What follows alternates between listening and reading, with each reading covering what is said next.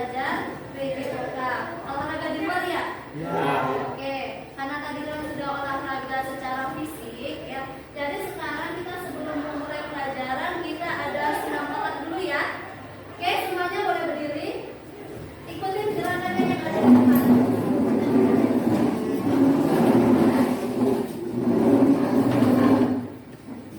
Berdiri di tempat duduknya masing-masing aja.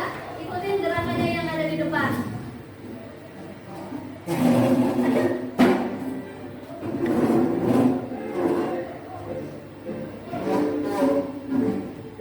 Ya, manfaat dari senam otak meningkatkan daya ingat dan konsentrasi, meningkatkan refleks dan koordinasi tubuh, meningkatkan kemampuan belajar. Oke, silakan ikutin.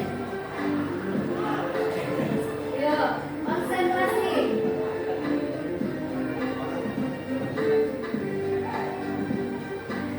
Ya, konsentrasi ke depan.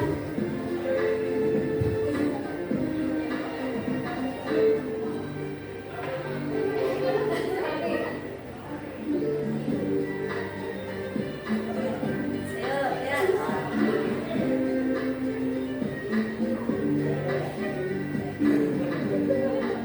Konsentrasi, lihat ke depan.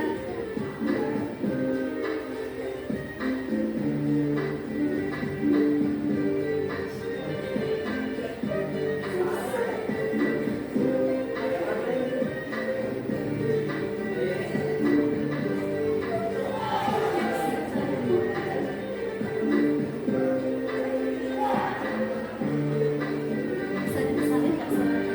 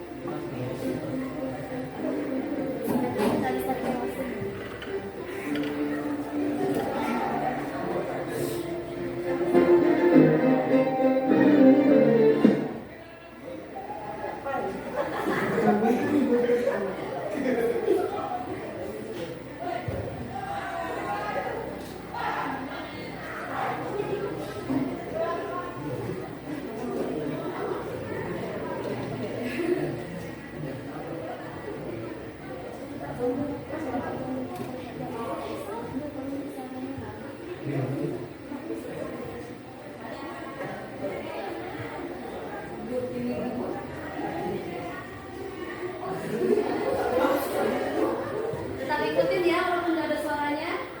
Ayo, berarti konsentrasi.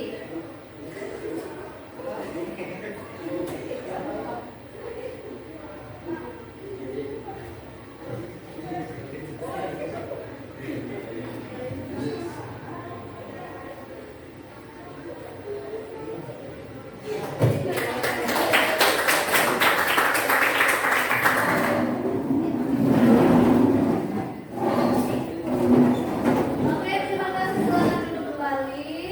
Nanti kita akan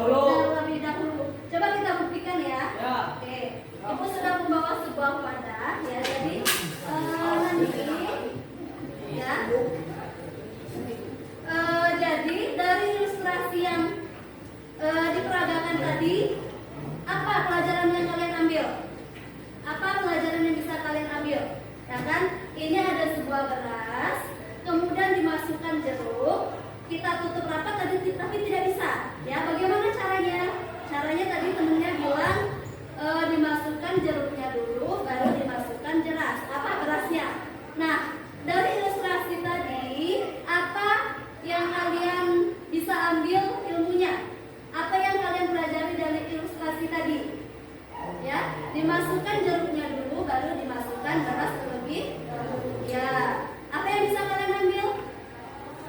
Ya, jadi kita ibaratkan jeruk itu adalah prioritas, ya. Ya, kalau prioritas seperti yang prioritas itu, tapi sering kalian akhir-akhirkan, ya. Jadinya apa yang terjadi kalau prioritas itu diakhirkan? Apa yang terjadi? Hah? Apa yang terjadi kalau prioritas itu selalu kalian akhirkan? Apa yang terjadi, nak? Apa, nak? Apa, nak? Aduh, suaranya yang kencang. Apa yang terjadi, nak? Ya, ibaratkan jeruk itu sebagai prioritas hidup kalian, tetapi selalu kalian akhir-akhirkan dalam kehidupan kalian. Maka apa yang terjadi? Kehidupan kita akan berantakan, kehidupan kita akan amburadul. Coba seperti yang kalian katakan tadi, ya, jeruk itu adalah prioritas kalian, ya. Jadi kalau prioritas itu harus diutamakan, ya. Oke, coba ibu coba sini. Tolong nih. Ya, kalau ini adalah sebagai prioritas, ya, dia akan diutamakan. Dan beras ini adalah hal-hal yang tidak diprioritaskan. Coba lihat sini, jangan lupa ya. Ya, misalnya menonton TV, bisa nggak lihat? Sini ada sini. Ya, jadi beras ini diibaratkan hal-hal yang tidak kalian prioritaskan. Misalnya apa? Kalian main game sampai lupa waktu, nongkrong sama temennya sampai lupa waktu.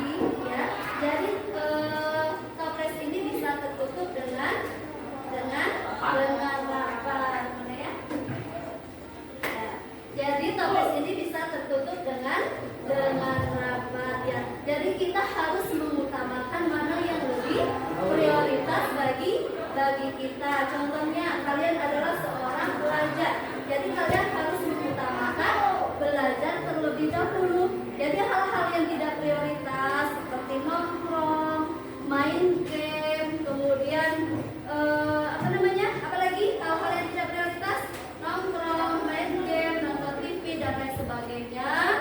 Ya, jika itu tidak kalian lakukan, tidak diprioritaskan, maka hasilnya akan perfect. Ya, hasilnya akan baik, ya. Terima kasih, ya. Silakan duduk kembali. Mudah-mudahan dari ilustrasi yang ibu gambarkan tadi, kalian bisa mengambil ilmunya, kalian bisa mengambil hikmahnya, bahwa apa, kalian harus lebih memprioritaskan atau mengutamakan yang memang kalian prioritaskan, ya. Bisa ya mengambil ilmunya, ya? Oke. Sebelum kita masuk pada pelajaran kita akan mereview kembali pembelajaran kita minggu lalu. Ada yang masih ingat nggak apa pelajaran kita minggu lalu?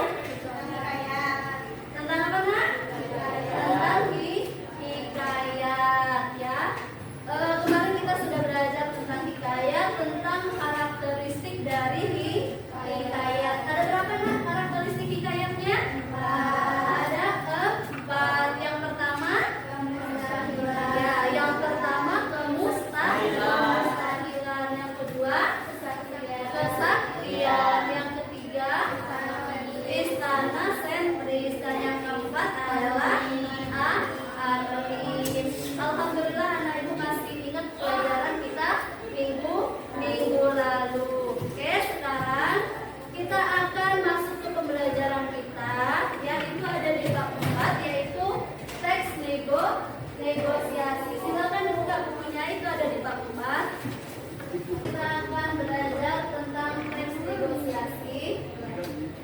Ya, jadi tujuan pembelajaran yang ingin dicapai adalah peserta didik mampu mengevaluasi informasi berupa gagasan, pikiran, pandangan, atau pesan dalam teks negosiasi berbentuk dialog secara akurat, kritis, dan reflektif. Jadi negosiasi ini sangat penting bagi kehidupan kita. Nah, mengapa? Karena orang yang pandai bernegosiasi diharapkan nanti dia akan mampu memecahkan masalah bersama-sama, tidak dengan menggunakan kekerasan ya. Jadi dengan negosiasi ya. Jadi dia mampu memecahkan masalah secara bersama-sama dengan tidak menggunakan kekerasan. Ya, ini adalah materi kita pada bab 4 pada pertemuan yang sekarang. Yang pertama kita akan membahas tentang pengertian negosiasi. Kemudian unsur-unsur pembangun teks negosiasi. Nanti ada video. Nah, dari video itu nanti kita akan latihan soal. Ya, nanti ada latihan soal. Kemudian nanti kita akan bersama-sama untuk merangkum, untuk menyimpulkan apa pembelajaran kita pada hari ini. Kemudian ada evaluasi. Ya, evaluasi itu gunanya untuk melihat sejauh mana pengetahuan kalian tentang materi yang hari ini kita pelajari. Kemudian ada referensi dan ada penutup. Ya, di sini ada sebuah pertanyaan. Jelas nggak pertanyaannya? Jelas kan tulisannya? Ada sebuah pertanyaan.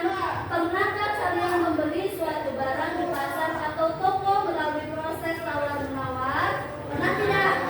Pernah kalian membeli suatu barang, entah itu di toko, entah itu di pasar, dengan proses tawar-menawar? Contohnya apa? Ya.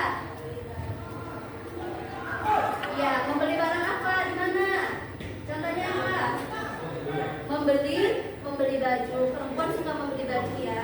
Ya, membeli baju. Harganya kemahalan. Terus ditawar ya. Berarti pernah ya melakukan atau melakukan proses kegiatan tawar-menawar. Tadi sudah dicontohkan oleh temannya, dia membeli baju. Kemudian harganya kemahalan, kemudian dia mengajukan ke penawaran untuk menurunkan harga. Lanjut. Apakah kalian pernah memenuhi permintaan seseorang dengan terlebih dahulu mengajukan persyaratan tertentu? Pernah tidak? Pernah tidak? Mana nggak ada suaranya? Pernah tidak? Apakah kalian pernah memenuhi permintaan seseorang dengan terlebih dahulu mengajukan persyaratan tertentu? Ya, pernah? Pernah? Oke, contohnya seperti ini. Misalnya kalian ingin meminta HP kepada orang tua kalian, ya kan? Kalian mengajukan permintaan, kalian ingin membeli sebuah HP kepada orang tua kalian. Nah, orang tua kalian mengajukan persyaratan. Ya, oke, ibu belikan kamu HP, tapi dengan syarat kamu harus rajin belajar, harus rajin membantu ibu dan lain sebagainya. Ya, itu adalah ini. Kalian pernah memenuhi permintaan seseorang dan terlebih dahulu mengajukan persyaratan tertentu. Ya, saat terdapat konflik atau masalah dengan teman, apakah kalian pernah menyelesaikannya dengan perundingan atau kesepakatan? Nah, kalau pernah, ya, berarti tidak menyelesaikannya dengan kekerasan ya, tapi dengan kesepakatan. Itulah fungsinya kita harus bisa bernegosiasi atau pandai bernegosiasi. Ya, ketika ada masalah, kita tidak menyampaikannya atau menyelesaikannya dengan kekerasan, tapi kita bisa bernegosiasi dengan cara yang benar, dengan cara yang sopan. Ya, pernahkah kalian membuat suatu mana? Lanjut. Oh, udah ya. Lanjut ya. Dikembalikan lagi. Oke. Dari yang sudah ditanyakan tadi,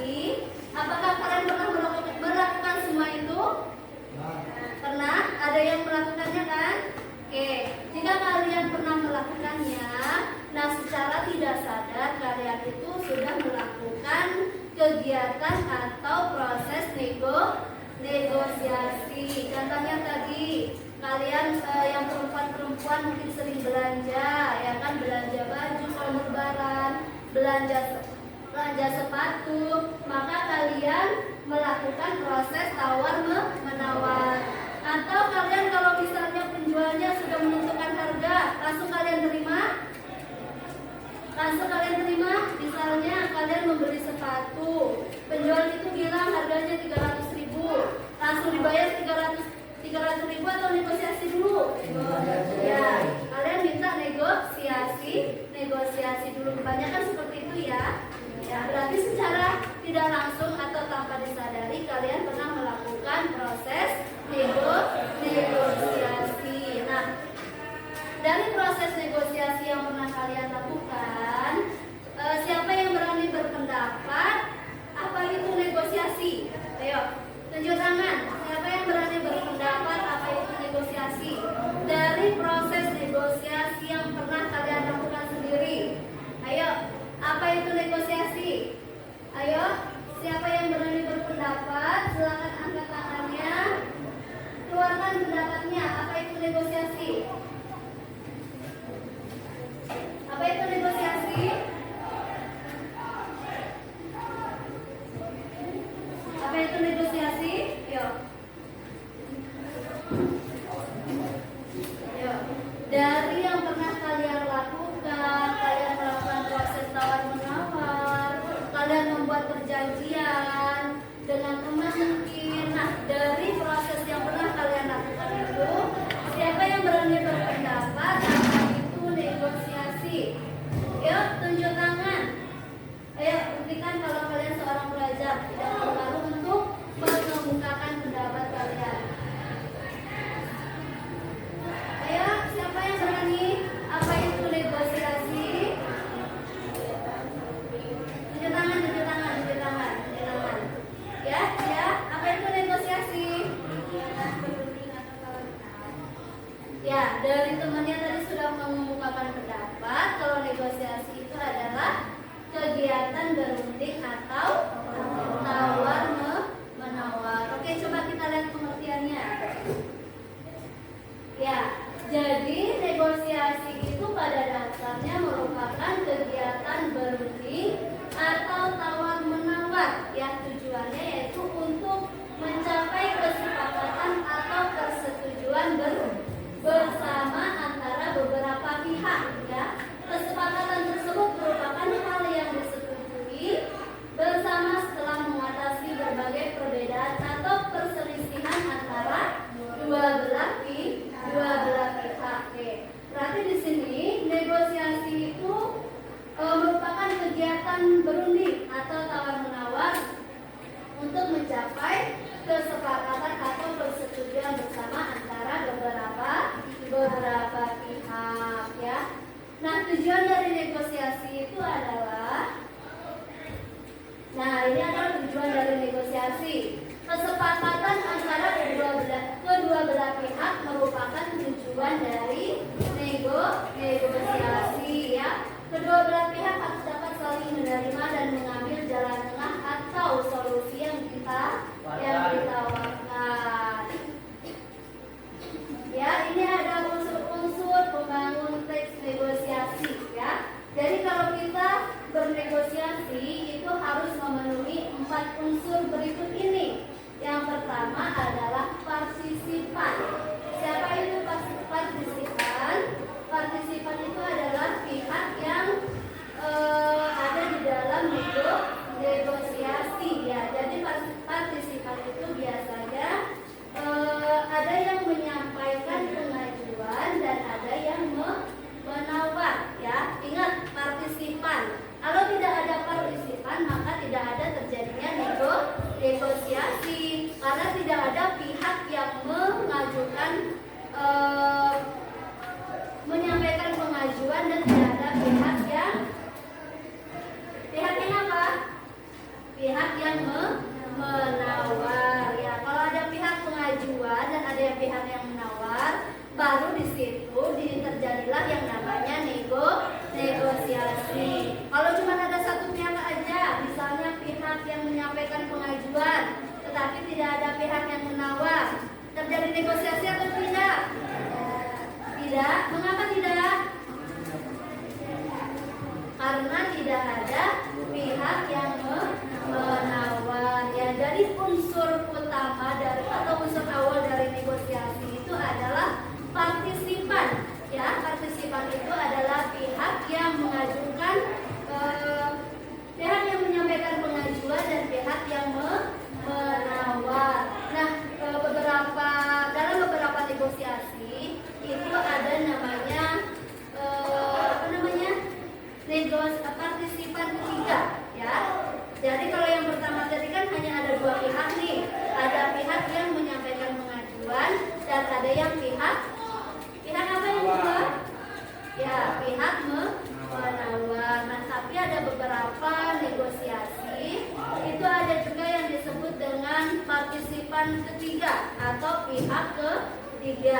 Dia berperan sebagai perantara.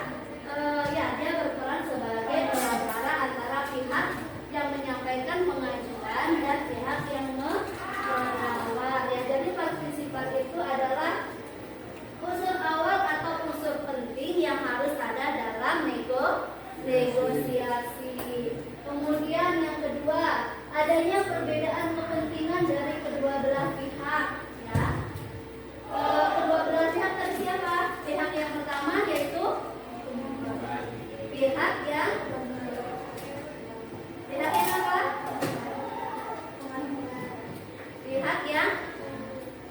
Pihak yang apa? Menyampaikan pengajuan. Pihak yang kedua, pihak yang menawar. Ya, adanya perbedaan kepentingan dari kedua belah pihak. Ya, contohnya, jika kamu ingin membeli sepatu tetapi harga itu mahal, maka kamu melakukan pengajuan dengan membeli harga yang murah. Ya, kepentingan kamu ingin membeli dengan harga yang murah, sedangkan kepentingan dari penjual itu ingin menjual dengan harga yang tinggi. Ya, jadi perbedaan kepentingan dari pihak yang satu dengan pihak yang lainnya. Pihak yang satu ingin membeli dengan harga yang murah, pihak yang satu ingin menjual dengan harga yang tinggi. Ya, makanya terjadilah negosiasi tadi. Ya, makanya terjadi, ya, ada pengajuan dan ada penawaran. Kemudian yang terakhir adalah terjadinya kesepakatan tadi. Ya, karena perbedaan kepentingan tadi, yang satu ingin membeli dengan harga yang murah, yang satu ingin menjual dengan harga yang tinggi, maka dilakukan kesepakatan, negosiasi, akhirnya tercapailah kesepakatan tadi. Ya, adanya kesepakatan sebagai hasil dari negosiasi. Ya, ini adalah unsur-unsur yang harus ada dalam pembangun teks negosiasi. Oke, sampai di sini ada yang perlu didiskusikan? Ada yang perlu didiskusikan? Tidak ada? Yakin tidak ada? Sudah paham? Oke, apa itu negosiasi?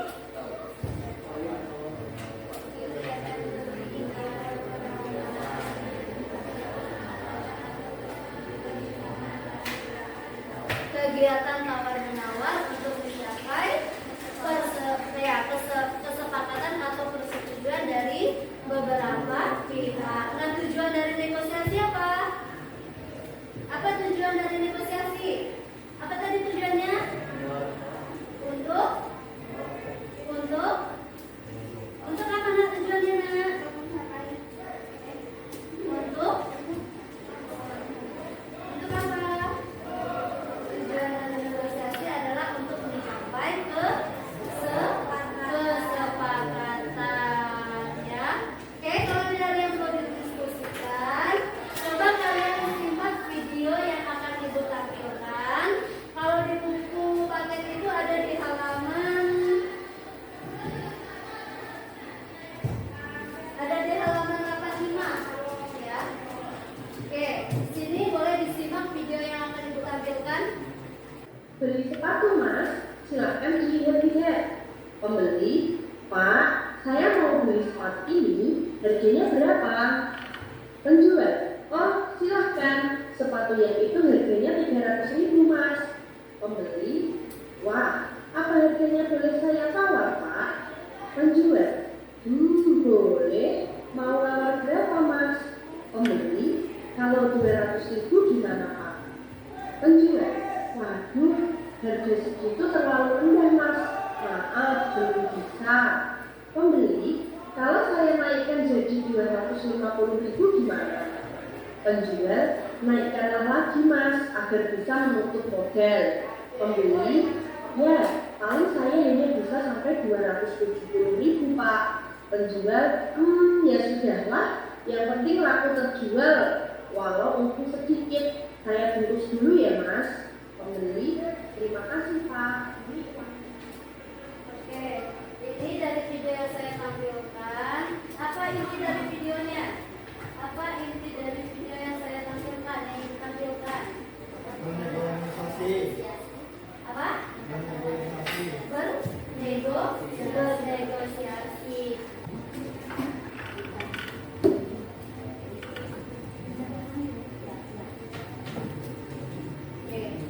Ya, pertanyaan yang pertama, proses tawar-menawar antara dua belah pihak atau lebih disebut apa? Disebut negosiasi. Coba kita cek jawabannya ya, betul atau tidak? Oke. Betul.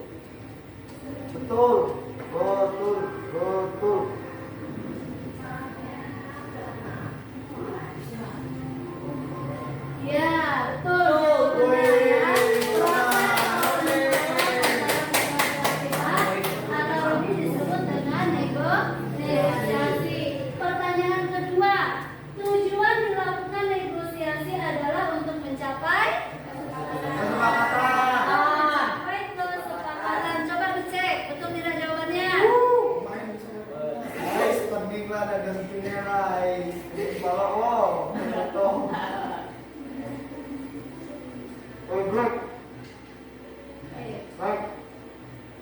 Ya. Jawabannya apa jawabannya? Betul atau tidak? Ya, jawabannya betul. Soal yang ketiga, negosiasi dapat dilakukan di pasar. Terus di mana lagi? Di toko. Terus di mana lagi? Di mana? Di warung. Di mana lagi? Di tempat jualan. Di mana lagi? Oke, kita lihat jawabannya. Apakah jawabannya? Ya, semuanya betul. Mana saja di rumah juga kita bisa melakukan negosiasi dengan orang tua kita, dengan adik kita, ya. Jadi negosiasi itu bisa dilaksanakan atau dilakukan di dimanapun. Oke, pertanyaan keempat. Negosiasi dapat dilakukan oleh beberapa orang kecuali. Ayo. Berapa?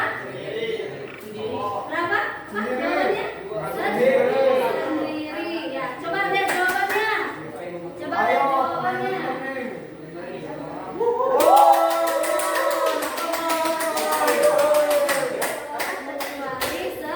sendiri. Kalau sendiri kita tidak bisa melakukan proses negosiasi. Pertanyaan yang kelima, pihak yang menyampaikan pengajuan dan pihak yang menawar disebut apa? Penjual dan pembeli yang sebelah sini. Penjual dan pembeli sebelah sini apa dia? Penjual dan pembeli. Pihak yang menyampaikan pengajuan dan pihak yang menawar disebut apa jawabannya? Coba lihat jawabannya. Apa jawabannya? Lihat.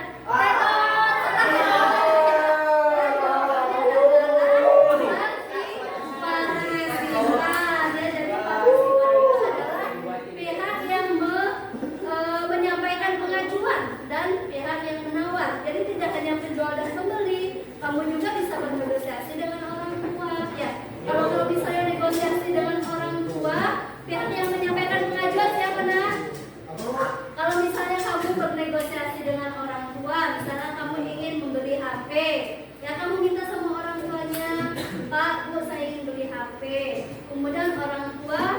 menjawab ya saya berikan, tetapi dengan syarat kamu harus rajin belajar, rajin membantu ibu dan lain sebagainya. Nah, pihak yang mengajukan siapa? Pihak yang mengajukan? Oh, pembeli lagi. Pihak yang mengajukan kan negosiasinya antara kamu sama orang tua, tidak ada pembeli sama penjual. Apa? Orang tua atau kita yang mengajukan? Apa? Yang menyampaikan pengajuan? Kita. Kemudian yang pihak yang merawat? Orang tua. Ya. Jadi partisipan itu adalah tidak hanya penjual dan pembeli ya. Negosiasi itu dapat dilakukan di mana saja. Di rumah juga kita bisa melakukan proses negosiasi tadi ya. Jadi yang salah tadi yang terakhir ya. Yang salah yang terakhir, pihak yang menyampaikan pengajuan dan pihak yang menawar disebut dengan apa nak? Partisipan. Partisipan itu tidak hanya penjual dan pembeli ya. Jadi partisipan itu ada pihak yang menyampaikan pengajuan ya, pihak yang menyampaikan pengajuan dan pihak yang menawar ya. Jadi tidak hanya penjual dan pembeli. Oke, sampai di sini sudah paham?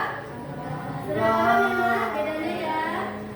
Unsur-unsur teks negosiasi, tujuan dari negosiasi, apa itu negosiasi, sudah paham ya? Oke, kalau sudah paham, ada tugas ya. Jadi tugasnya itu adalah kelompok. Tugasnya itu adalah kelompok. Kelompoknya kemarin sudah ibu bagi. Jadi nanti di situ ada teks negosiasi yang harus kalian baca. Ada teks negosiasi yang harus kalian baca. Kemudian nanti kalian akan menjawab beberapa pertanyaan yang ada di dalam teks negosiasi tersebut ya. Tetapi kalian harus saling bekerja sama, berkolaborasi dengan teman yang lainnya ya. Kemarin ibu sudah bagi menjadi 4 kelompok. Nanti duduknya sesuai dengan kelompoknya masing-masing.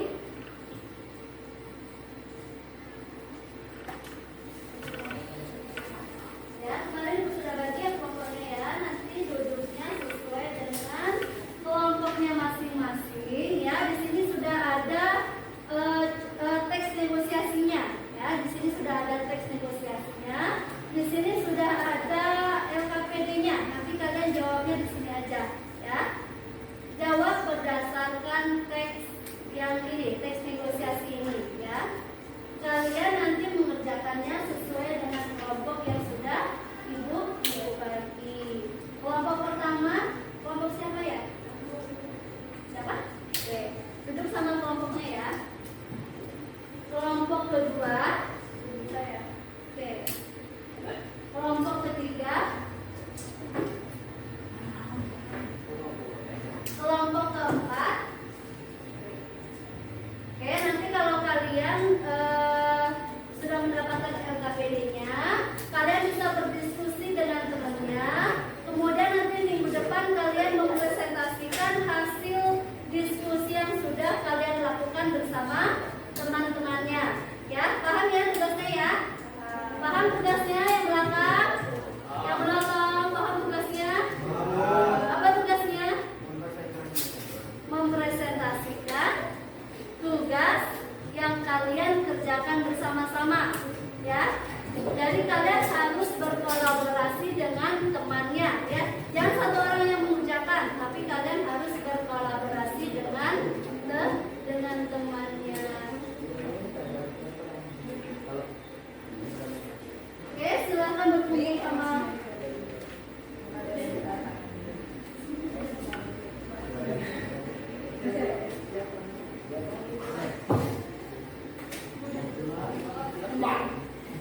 Oke, nanti kalian bisa mengerjakan di rumah. Jadi minggu depan kita tinggal presentasi tugas yang sudah ibu kasih ya.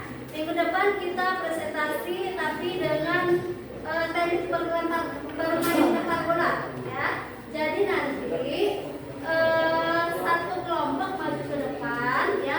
Kemudian dia akan melempar bola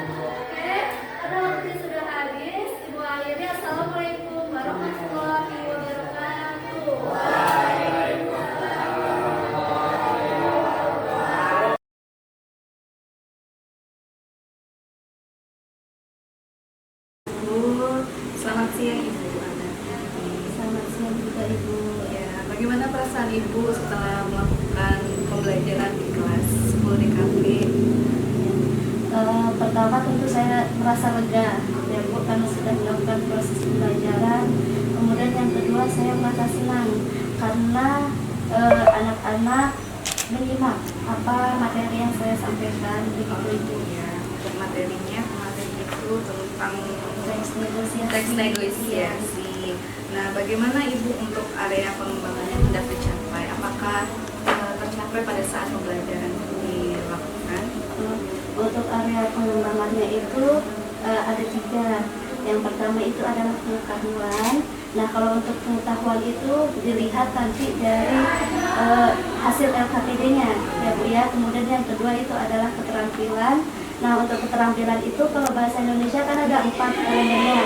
Pertama menulis, yang pertama menyimak, yang kedua membaca, ketiga menulis, dan yang keempat nanti ada berbicara ya. Jadi hasil akhirnya proyeknya itu adalah anak-anak bisa menampilkan bernegosiasi. Nah, itu nanti hasilnya di elemen yang keempat itu tadi ya. Jadi anak-anak proyeknya adalah bisa membuat teks negosiasi, lalu kemudian nanti ditampilkan.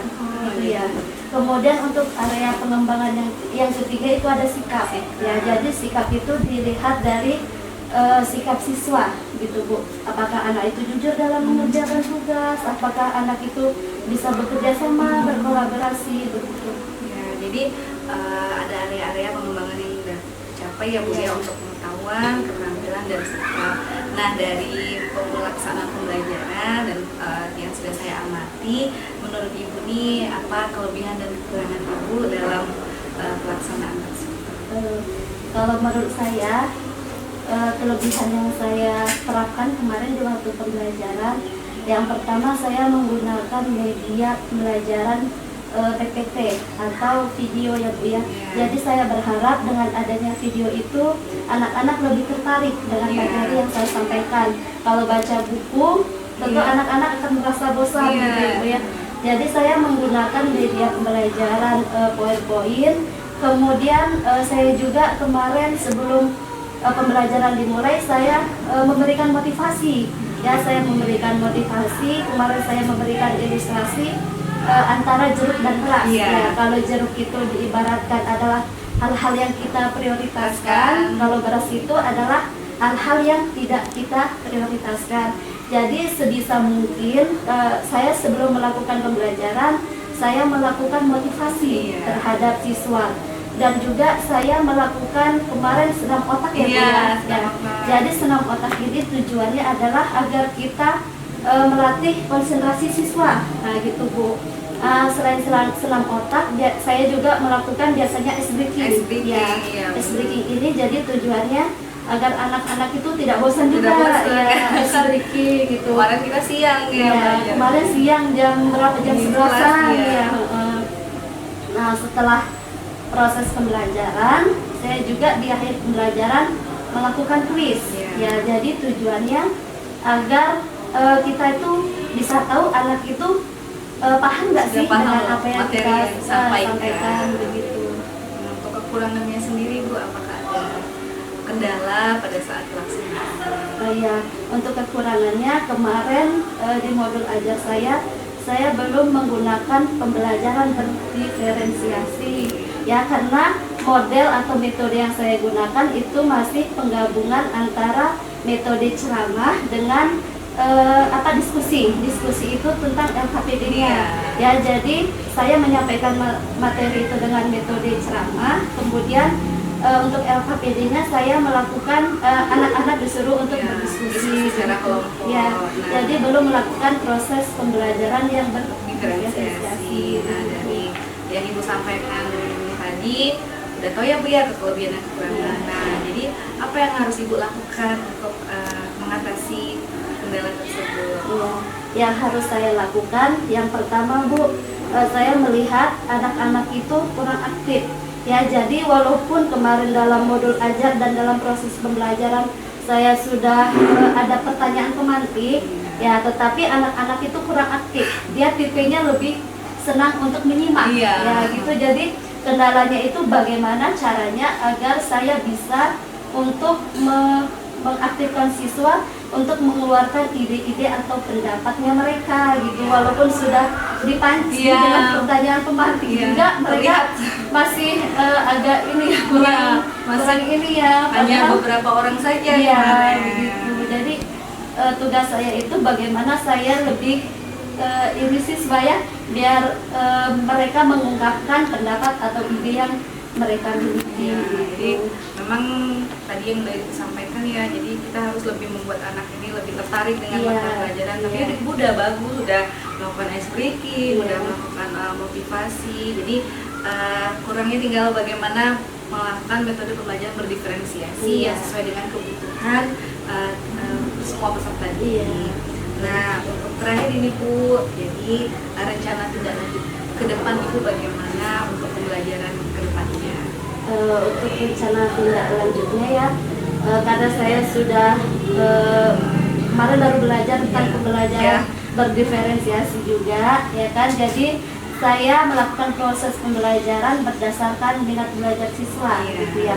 Kalau misalnya siswa yang senang bergambar-gambar, kita memberikan materi, kemudian mereka disuruh mencatat, tidak hanya metode mencatat aja Iya. di kertas, tapi boleh menggunakan peta konsep Oh, iya. sesuai dengan minatnya mereka masing-masing. Kemudian kalau yang suka dengan HP atau dengan komputer bisa menggunakan ini materinya, kemudian mereka merangkum dengan PowerPoint dan lain sebagainya. Jadi disesuaikan dengan minat dan bakat siswanya. Jadi yang pertama sekali, saya sebagai seorang guru itu harus melakukan pemetaan. Iya. Nah gitu, itu yang hal pertama sekali yang harus saya lakukan.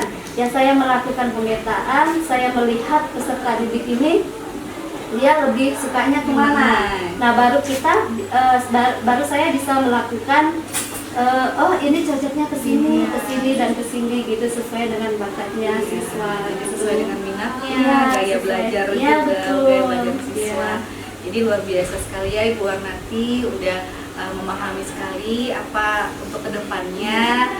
Jadi kapan nih Bu, Ibu mulai melaksanakan pembelajaran berdiferensiasi? Kebetulan nanti saya mengajar nih Oh, Bu, iya. jadi insya Allah saya akan mulai menerapkan pembelajaran berdiferensiasi. Oke Ibu, semoga sukses ya Ibu. Semoga apa yang sudah kita lakukan coach ini bisa bersama-sama untuk memperbaiki pembelajaran kita semuanya untuk berpihak pada murid. Iya. Terima kasih Ibu. Saya cukup untuk sampai siang ini. Saya akhiri. Assalamualaikum warahmatullahi wabarakatuh. Waalaikumsalam. Ya, terima kasih Bu Warnati atas kerjasamanya telah bersedia untuk diobservasi oleh Bu Sari dan dilakukan kegiatan pasca observasi juga, dialog pasca observasi, karena ini untuk melengkapi juga tugas dari guru penggerak pendidikan guru penggerak yang sedang dilaksanakan oleh Bu Sari. Nah, di sini saya ingin menyampaikan sedikit umpan balik dari saya sebelum belajar praktik. Sebelumnya kita udah kenalan Bu? Belum. Ya. Sebelumnya perkenalan Bu, nama saya Herlina. Saya pengajar praktiknya Ibu Sari. Saya mengajar di SMA 1 dan saya mata pelajarannya bahasa Inggris. Jadi umpan balik yang ingin saya berikan di sini.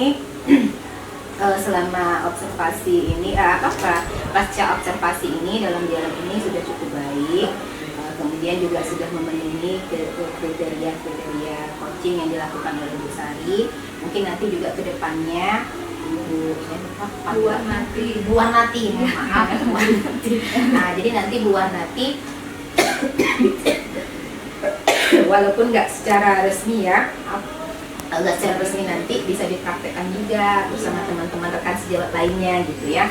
Kalau tadi kan memang tersusun rapi itu dilaksanakan oleh Bu Sari. Yang pertama mungkin yang perlu diingat nanti, yang pertama itu kita menetapkan tujuan dulu, tujuan dengan rekan sejawat misalnya. Kita pun sambil ngobrol, sambil santai itu bisa kita lakukan misalnya.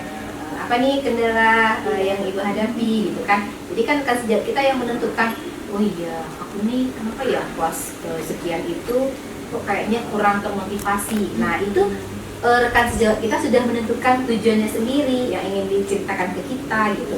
Jadi kita bisa menerapkan coaching ini kapan saja gitu. Jadi bukan Bu Sari aja nih yang udah belajar di bilik penggerak, mungkin bisa nanti di bulan nanti sebarkan lagi praktik baiknya ke teman-teman yang lain gitu kan. Jadi yang pertama itu yang kita lakukan adalah tadi saya sudah melihat sudah ada tujuan tetap yang ditetapkan oleh rekan sejawat. Jadi nanti kan mengemukakan tuh apa yang ingin disampaikan. Kemudian yang kedua, tidak menggurui atau memberikan saran nasihat yang berlebihan kepada rekan sejawat pada saat dimintai saran. Gitu ya, artinya kan tadi Bu Sari nggak terlalu berlebihan gitu. Ibu harus seperti ini, harus seperti ini kan enggak ya. Nah, jadi coaching itu kita nggak boleh Bu gitu, walaupun ilmu kita lebih banyak gitu, kita nggak boleh terlalu banyak memberikan saran gitu. Nggak boleh juga terlalu memberikan harusnya seperti ini, tidak. Tapi berikan sekedarnya saja, kemudian tidak menggurui.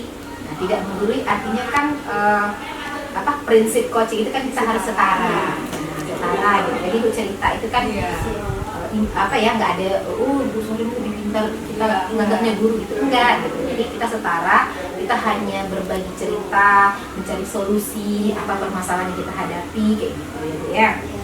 Nah, kemudian yang ketiga, percakapan dua arah dan rekan sejawat yang lebih banyak berbicara. Nah, tadi juga saya juga lihat tuh Ibu bercerita panjang lebar kan. Itu juga nanti tadi kan, bagus gitu.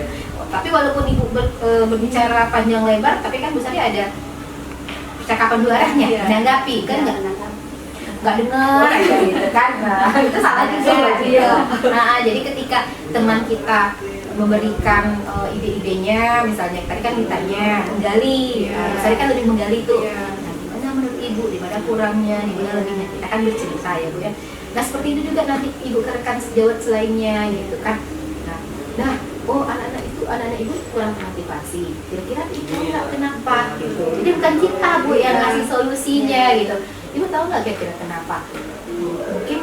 Mungkin karena ini kali ya, saya tuh ngajarin jam terakhir. Nah, gitu kan bisa jadi ya Bu ya. Jadi karena saya ngajarin jam terakhir, kata si rekan sejawatnya.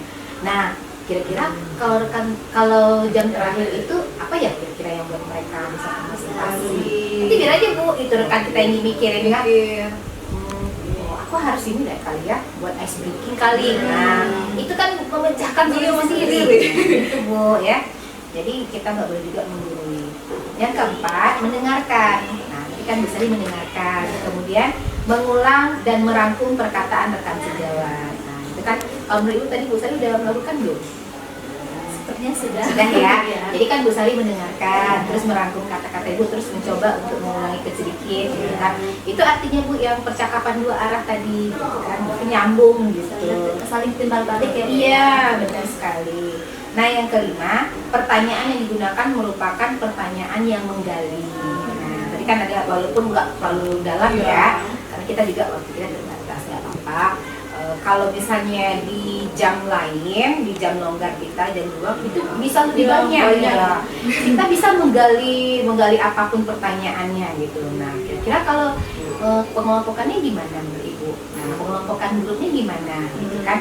Nah, terus bagaimana kira-kira semangat anak-anak? Nah, benar banyak Bu pertanyaan yang bisa digali ya. Nah, terus yang keenam, percakapan menghasilkan tindak lanjut yang konkret. Nah, tadi kan Ibu ingin melaksanakan pembelajaran diferensiasi gitu ya. Terus tindak lanjut konkret berasal dari rekan sejawat. Nah, jadi kan tindak lanjut itu bukan saran dari Bu Sari. Nah, tapi Ibu sendiri kan, oh iya saya ingin melakukan perubahan, misalnya menerapkan pembelajaran berdiferensiasi ini gitu. Nanti Ibu sendiri yang mencari solusinya. Nah, kemudian percakapan ditutup dengan kesimpulan dari rekan sejawat. Nah, tadi kan membuat kesimpulan mungkin sedikit nggak apa-apa ya, tapi ada Ibu mau coba merangkumnya sendiri. Oh ya nanti kedepannya seperti ini menerapkan gitu ya. Nah, artinya proses yang dalam coaching sekarang itu semua poinnya sudah terlaksana dan alhamdulillah sudah mencukupi untuk mulai sebelumnya sudah diterapkan oleh Bu Sari. Artinya Bu Sari sudah memahami gitu, sudah memahami prinsip-prinsip coaching itu seperti apa. Nah nanti Bu bantu juga sebarluaskan kepada teman-teman yang lain, guru yang lain. Itu kita mungkin keseharian kita sudah pernah Iya. menerapkan. Ini kan Bu, walaupun di kantin, di mana kita ngobrol gitu kan, itu sebenarnya pernah, tapi kita kurang menggali gitu. Misalnya, kenapa ya si aku kayaknya kok sering melawan ya sama aku. Nah, itu kan termasuk permasalahan ya Bu ya. Nah, kita bisa aja, nah, kira kenapa?